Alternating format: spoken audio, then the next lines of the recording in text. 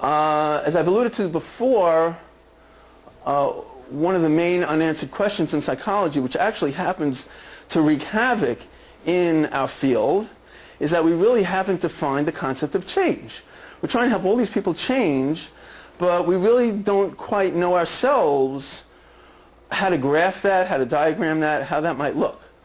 Okay?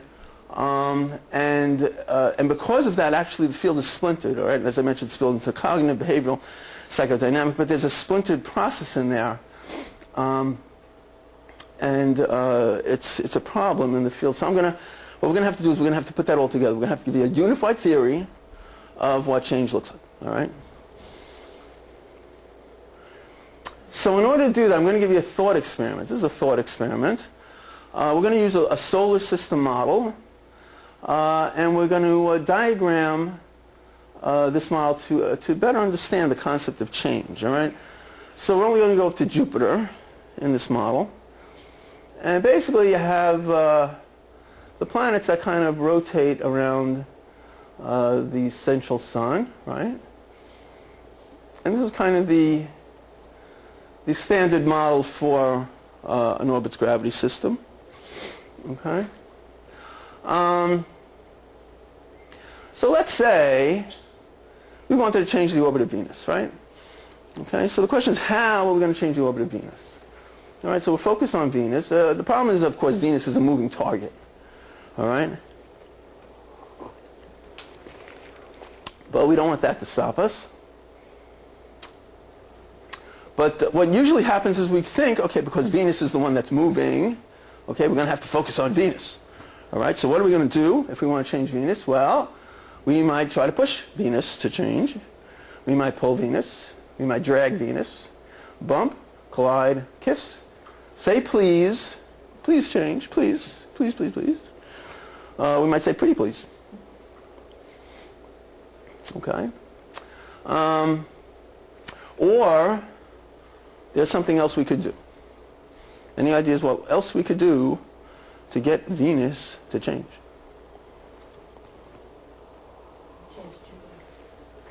Change what?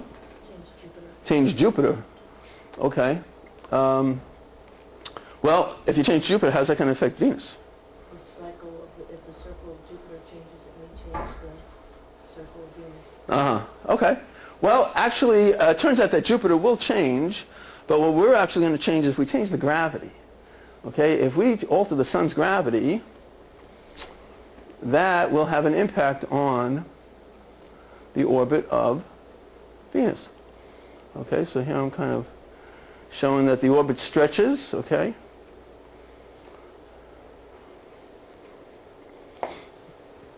All right.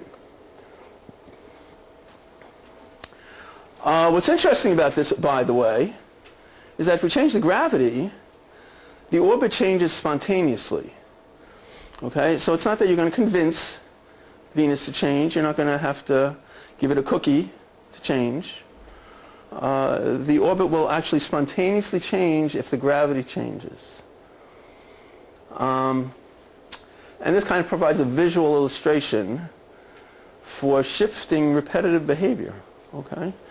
So we're going to come back to this, as you'll see. What's also interesting about this is that it's also a scientific explanation for change. Okay? So we're moving more toward a scientific explanation. If you think about psychology, we try very hard, actually, to be scientific.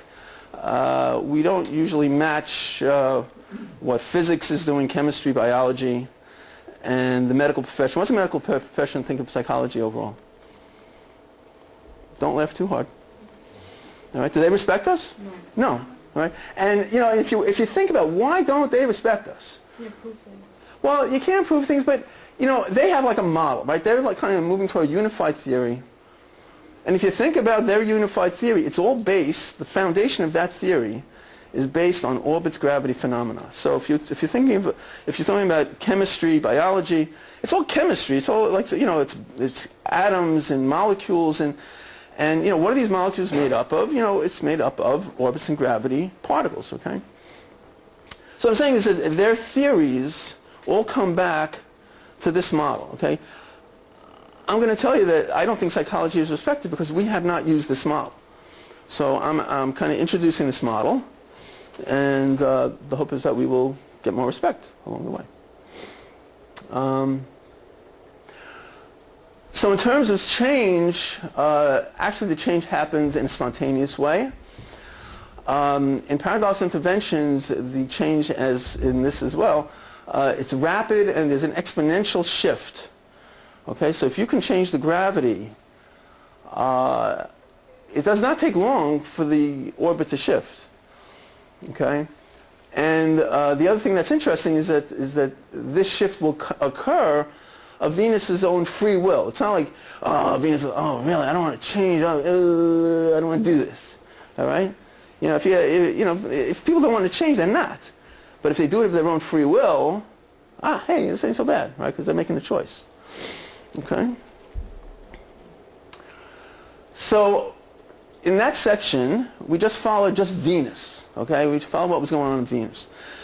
Now I just want to take a look at the whole system of what's happening in the system as where our focus is on changing Venus, but what's happening in the whole system as we're doing that. And this is, okay, so even though we're targeting Venus, okay,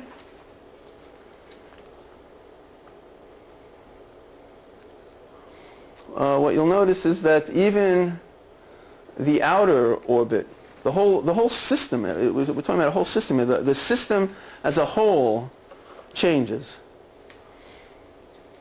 Okay, so that's the before and the after. Okay. Talk to me, questions?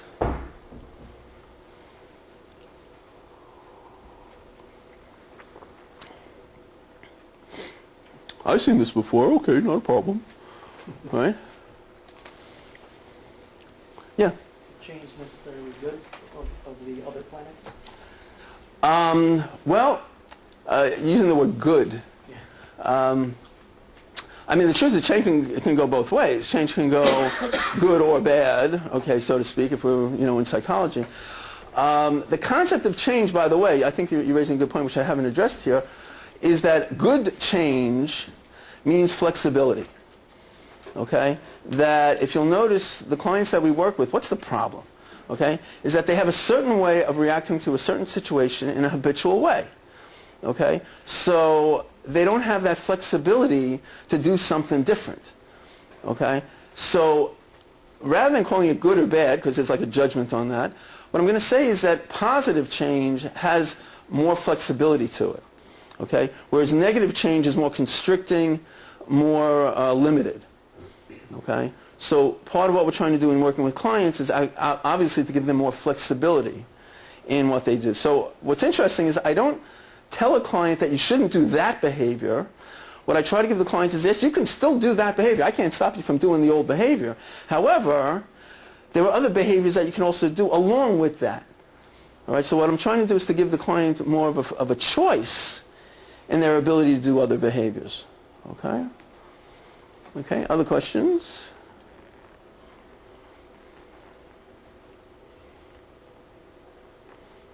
Okay. Okay.